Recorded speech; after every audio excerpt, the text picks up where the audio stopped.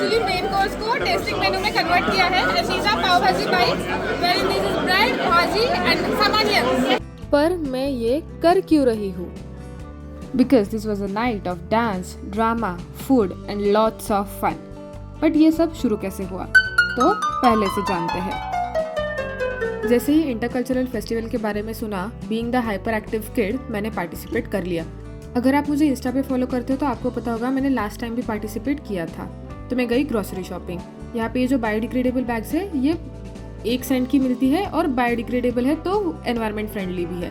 तो यहाँ पे सारी सब्जियाँ ली, बीइंग द इंडियन जुगाड़ किया ताकि वजन ना बढ़े और सारे स्टेम्स निकाल के बस टमाटर ले लिए। और फिर क्या था, अच्छे टमाटर चूज कर लिए, डाल दिया। मम्मी से कॉल पे पहले ही बात हो चुकी थी कि किस क्वांटिटी में क्या सामान लेना है ताकि बहुत सारी पाव भाजी बना सकूं। और फिर क्या था, टमाटर लिए, गाजर लिया, फूल गोभी ली, अदरक लहसुन का पेस्ट तो इंडिया से लाया था तो उसका कोई टेंशन था नहीं।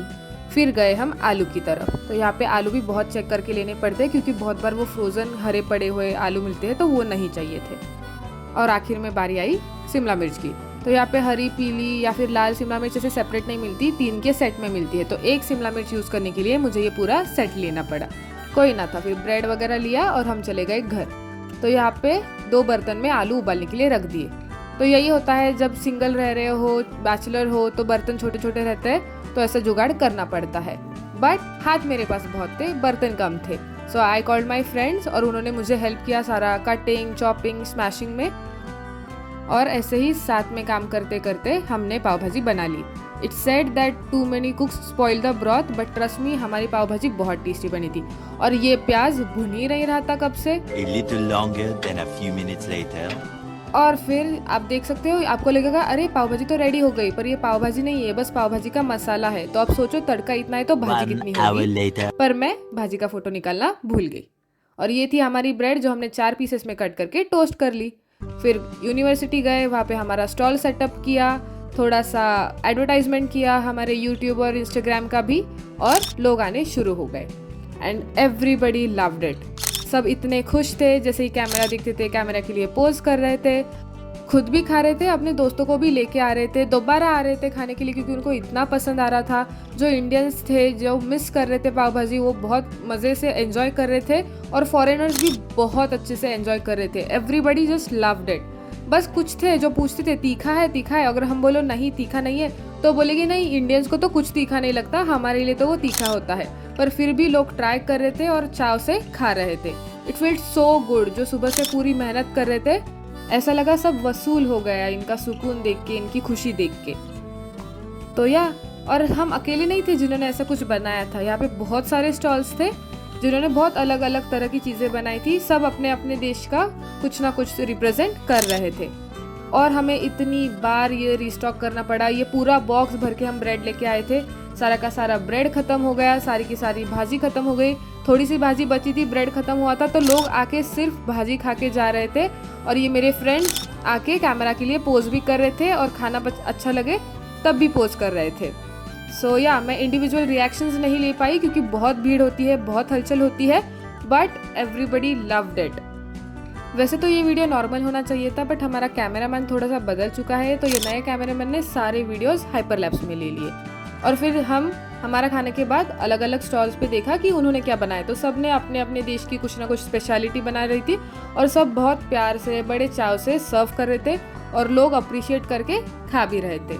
और सारी पेट पूजा होने के बाद मैंने खिंचवाए कुछ पिक्चर्स। अगर आपने अभी तक नहीं देखा है तो इंस्टाग्राम पे जाके वो पूरी रील देख लीजिए, बहुत सुंदर बनी है।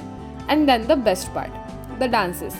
इन डांसेस के लिए हम 1 महीने से प्रैक्टिस कर रहे थे। कॉलेज से, काम से टाइम निकाल के जाते थे, साथ में मिल के प्रैक्टिस करते थे और क्या सुंदर डांस बिठाए थे हम लोगों ने। तो कॉपीराइट स्ट्राइक की वजह से मैं यहाँ पे गाने के साथ डांस नहीं डालूंगी, पर आप स्टेप्स देख के गेस कर सकते हो कि कौन से गाने बज रहे हैं और आप कौन कौन से गाने गेस कर पा रहे हो मुझे कमेंट में ज़रूर बताना। Also I will be posting the performances with song on my shorts, तो सब्सक्राइब करके रखिए ताकि आप वो डांसेस मिस ना करें। और बस हमारा ही नहीं, हमारे अलावा भी बहुत सारे परफॉर्मेंसेस थे, अलग अलग कंट्री से लोगों ने परफॉर्म किया, पर भाई बोलबाला तो इंडियंस का ही था। और ये डांस मैं इतनी बार ये डांस कर चुकी हूँ but it still stays my favourite song and you can easily guess the song. ये तो भाई आना ही चाहिए। और फिर क्या था, सबके डांस देखे, मज़े किए, इतना एंजॉय किया, पूरा ऐसा इंडियन वाला फील आ रहा था। खाने के इसमें भी इंडिया डोमिनेट कर रहा था, डांसेस में भी इंडिया डोमिनेट कर रहा था, पॉपुलेशन वाइज भी इंडिया डोमिनेट कर रहा था। बस इंडियंस ही इंडियंस थे हर जगह, बट इतने ही नहीं कि समझ ना आए कि इंडिया में हो या जर्मनी। पता चल रहा था कि बाहर की कंट्री है पर भाई इंडियंस बहुत ज़्यादा है। और इंडियंस ही नहीं, नॉन इंडियंस भी इतना बॉलीवुड देखते हैं कि they are fan of Shahrukh Khan, they were understanding what songs we were dancing on, और वो भी बहुत ज़्यादा एंजॉय कर रहे थे हमारे साथ। तो सारे सेट परफॉर्मेंसेस हो जाने के बाद एवरीबडी स्टार्टेड डांसिंग टुगेदर।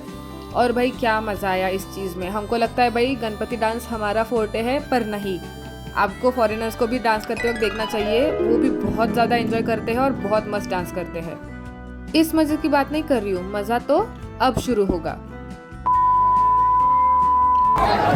और पूरा का पूरा हॉल एक साथ एक जैसा स्टेप करते हुए, मज़े करते हुए डांस कर रहा था। क्या ही माहौल बना था, आप आवाज़ से समझ सकते हो। I just hope copyright strike ना आ जाए इस पे। बट भाई मज़ा तो आया। इतने सारे लोग सेम स्टेप कर रहे हैं, इतना सिंक्रोनाइजेशन में, कुछ प्रैक्टिस नहीं, कुछ नहीं, बस प्योर फन में। That was amazing. Actual intercultural fest का जो मतलब था कि आप अलग अलग कम्युनिटी से आओ, साथ मिलो, एक दूसरे को जानो, पहचानो, दोस्त बनो, वो एक्चुअली फुलफिल हुआ। फिर लास्ट में एक पोलराइड सेक्शन था, वहाँ पे पिक्चर्स खींचे, पर वो हम ले नहीं जा सकते थे, तो हमने हमारे फ़ोन वाले फ़ोटोज़ खींच लिए। And then comes the part nobody talks about. इतनी सारी पाव भाजी बनाने के बाद ऑब्वियसली किचन तो गंदा होना ही है। तो अगर यहाँ तक वीडियो देख लिया है तो ब्लू हार्ट कमेंट कर दीजिए ताकि मैं भी समझ जाऊँ। Also don't forget to like, share and subscribe.